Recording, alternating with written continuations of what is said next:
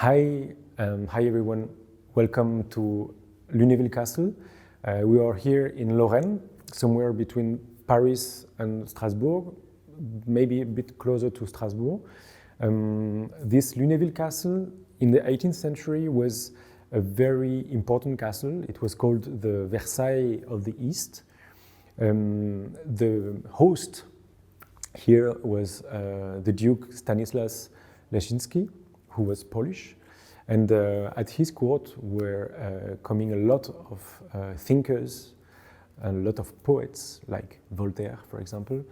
And so this castle was very much alive at the time, which was burnt partially some years ago, and it was a disaster.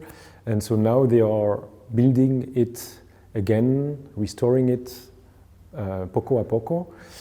Some places are still like burnt, and some other are much better in shape, and the public can see them. Here, where we are now and where we do the video of this concert, is a place which was during the Second World War, where the Nazis were staying.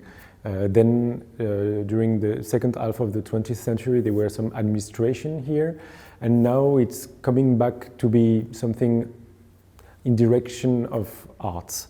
So that's why we are here. It's like a post-apocalyptic place, but it's somehow good for this program that we will play for you. So this Lacrimée, or the Image of Melancholy, works by John Dowland and Anthony Orborn. My idea for this program is to play the 7 Lacrimée by John Dowland, which I can imagine you know. They are very famous pieces. They show in 7 pavans, 7 parts, 7 sides of the melancholy and of sadness. So it starts with the Lacrimée Antiquae, Lacrimée Antiquae Novae. So one could speak for hours about this. There are books about it, so I will just say very quickly how I understand these pieces.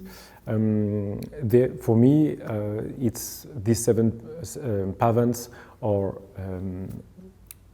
organized in a way that the 2 first one show somehow the sadness of a very how you say, fundamental melancholy, with, I think, clin d'œil of the Ancient Testament and the New Testament, with the Lacrimée Antiquae and Lacrimée Antiquae Novae. Then there's the Gementes and the Tristes, which show the sadness one could feel in general, with it something very deep and something much going in direction of the exterior, outside. Then there's the Coacte, which is the changing, the switching pavan, which open the melancholy to something with hope, with the Lacrimée Amantis, which for me is giving a reference to Adam and Eva, the heaven, something, this perfect love. And then there's at the end the Lacrimée Verae, which is the tears of hope and misericorde, I don't know the word in English. So we are already in heaven, and it finishes with something apart, away from reality, and something which is so for me, these 7 pavans are like this huge catharsis, and so that's why one should play them as a whole. And sometimes people want to play the gaillards between the pavans, and maybe it's funnier to listen, but I don't think that's what John Dowland wanted. It's really more thought, I think, as one way, one catharsis. and then the Gaillard comes. So then we play some Gaillards by John Dowland and other pieces by Anthony Holborn. They were both composers of the Elizabethan era, both lutenists, and they have somehow languages which are a bit the same.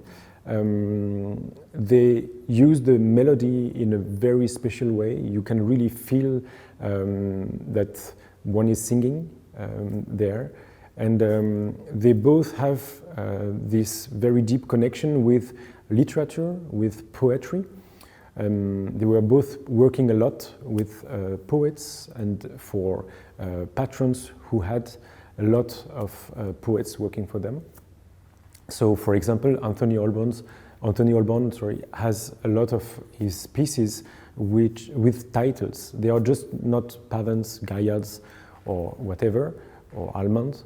They have titles, and they mean something else than only music somehow. And that's something very interesting, I think, to show, because then you can feel how rich and how incredible this Elizabethan era was for arts, at least. I would like also to say some things about our ensemble, L'Achéron, and especially about our viols. We had this crazy dream some years ago now to have the most proper viol concert possible to play this music. So we worked with a luthier called Arnaud Giral to have viols and instruments which would be the best for this music. So Arnaud is one of these luthiers who has as many books, as many wood blocks in his workshop. He made a lot of work and thought about this. Yes, all this English making, viol making world. And so poco a poco we built this concert. We first had the concert bass, which is the big bass, which is right in the middle of the picture when you see the film, so on the left of the lutenist. And then we had the discant, the treble, sorry, and then the tenors, etc., etc., etc. So the concept of these instruments is that they have a bent body. The table, the harmony table, is bent and not carved, which is a big difference with the cello or the violin making. They are all only got without wound string. That makes a huge difference in the sound of the deep strings. And there are a lot of other features I won't describe now. And one other very important thing is that they are in proportion one with each other, meaning that the concert bass is 32 inches, so 80 centimeters string length, and the tenor is 60 centimeters, and the treble is only 40. So they are all in proportion, and that makes then an incredible sound because they are like pipes of an organ. And so when we play together, when we play, for example, one chord, then it sounds like a string organ. And so as we had them one new instrument every year, and when we play, for example, Holborn, that we play from the beginning, we play it first with only the concert bass and other instruments. Then the treble came, then the tenor, and then year after year we heard this sound building itself with these viols coming right where they had to. And so it was really an amazing feeling to do that. I remember when we recorded our Gibbons CD some years ago, we first We were still expecting 2 instruments when we first rehearsed it. It was in November, I remember. We played it, it was beautiful, it was nice, but on the 6 viols we were still expecting 2. And then some months later, the 2 last viols arrived, and we replayed with the same musicians some months after, the same music, and we were all with tears because the sound was just nothing. It was nothing like some months before when still 2 viols were missing. It was really amazing, and we had such an incredible emotion because it was sounding like heaven. And that's something very interesting about these viols and these concerts, because it doesn't sound like what we are used to here with this viol concert. Always something a bit melancholic, but melancholic small and a bit like this. And like you would see these pictures, beautiful pictures, these vanitas with one bone and only one candle and one viol, which is something very French actually, very, yes, vanitas, very Flemish. And actually in this English world, it was thought in a much bigger way. The viol sound, the concert viol is like the cosmos. It's something huge, it's something big, and when we play together, we have a big sound. It doesn't sound like a small viol concert, it sounds like a big viol concert, because these instruments, because they are big, and because they all fit together, it sounds amazing. When we play a D major chord in a church, it's huge, and so we have, thanks to these instruments, we can rethink also our way of seeing this music and the interpretation.